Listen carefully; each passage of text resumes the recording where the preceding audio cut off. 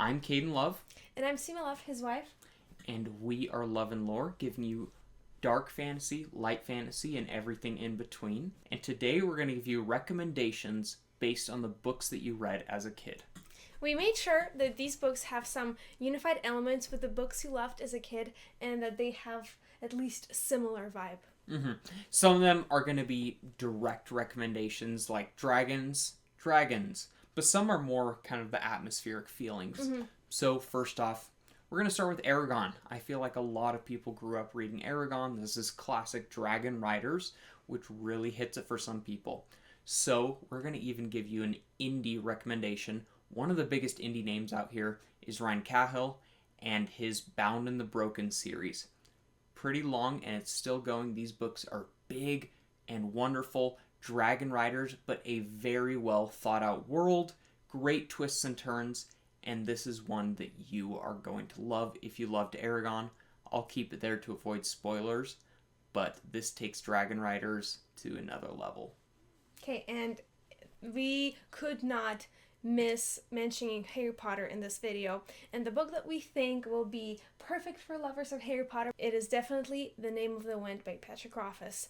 It is an absolutely crazy book, and I didn't expect to like it because it seemed too long, too dark. I prefer lighter reads, like, romantasy, but I just fell in love with this book because it's so well written. Just the prose that he uses is so beautiful. And the unifying element here is an orphan boy who learns magic and travels and faces some really dark universal things that he's battling against. And I know a lot of people struggle to see the connection here besides just the Magic University, but the way I pitch it to people is take Harry Potter, but he is a bard and he has to play music to earn money for school. He's poor and he has no other choice but to do this, and that is Kvothe. So, going on to the next one, we're going to go to A Series of Unfortunate Events. This one is whimsical, very witty, fun, and it follows a group of orphans and their interesting father figure. So, to go to this, we're going to go to the Gentleman Bastard series by Scott Lynch, starting with The Lies of Locke Lamora. This is a heist troupe that goes, and most of them of which are orphans, has great wit, some humor, and it is just so much fun, and they have that mysterious leader to them. This is a great series. 3 books are out now, and he's planning on doing more, but it has been a good while since the last book. Same with Name of the Wind. But I love it, and I think it will hit well with those kind of fans. Okay, if you have read Alice in Wonderland and you loved it as a kid, you should definitely try reading Piranesi. Even though it's not necessarily a very similar story, the main character is not a girl, and it's not like the main character travels to a mystical land, but this book definitely has a feeling of you don't know what's real, you don't know what's going on, and you are just figuring it out with the main character. And again, when Kaden recommended this book to me, I didn't think I would like it because it didn't have like an adventurous plot that I always like in my books. But again, it was written so well, and it was just like such a mind-bending, interesting experience that I think everyone should try and read it. It's a pretty short book compared to a lot of these fantasy recommendations that we'll give, especially Name of the Wind. And if you're considering reading Piranesi, I suggest not looking up anything about it and just diving in. Going in with an open mind is going to make it so much more fun as you try to piece together what's really going on. So, we are going to go to an interesting recommendation here. Maybe you read Diary of a Wimpy Kid as a child. Something about Diary of a Wimpy Kid is that besides the humor, you have an insufferable protagonist who thinks he's better than everyone, and he's rude to people, and he is just a bad person. So we're going to go to Prince of Thorns by Mark Lawrence. Jorg is a horrible mess of a child, but for some reason you go and support him along the way. This is a fun book, and it is definitely up the alley for you grimdark fans.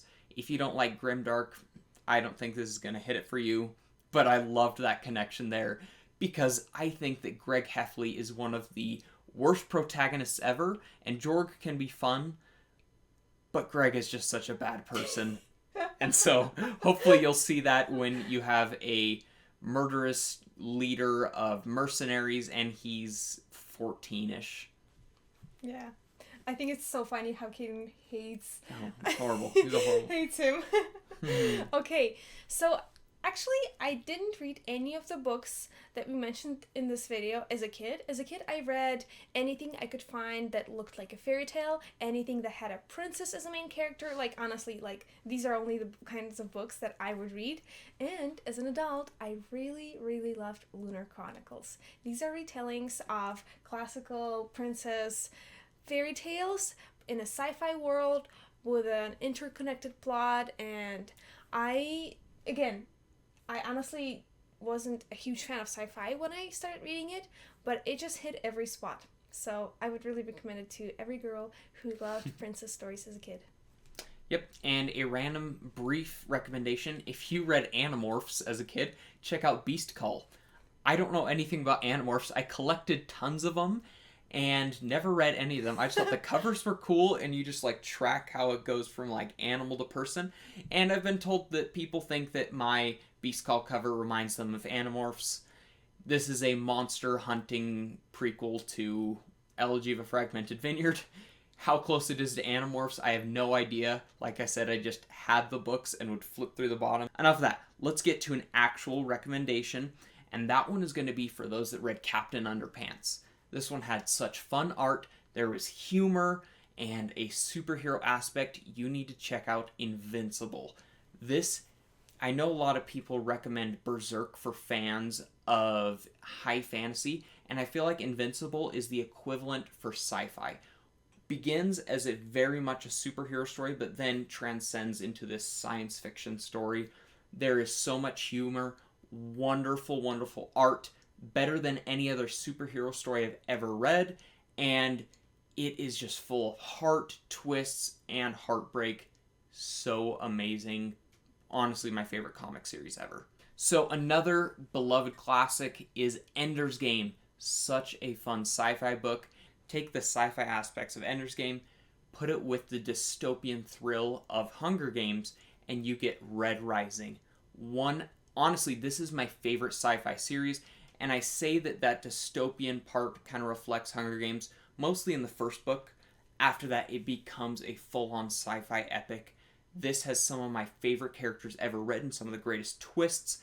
Pierce Brown has become one of my favorite authors. Love it so much. Seema has read the first trilogy, and I think she liked aspects of it, even though some of it was a little too dark for her. Yeah, it was a little bit too sad at times for me, but I still really enjoyed it. Mm-hmm. One of my favorite series, and I know there's so many books that we've missed out there. It was hard to find recommendations for Magic Treehouse and other ones like that. So I want you to let us know in the comments what you read as a kid and what you think a good comparison is for an adult book. Let us know. Hope you liked the video, and thank you so much for watching.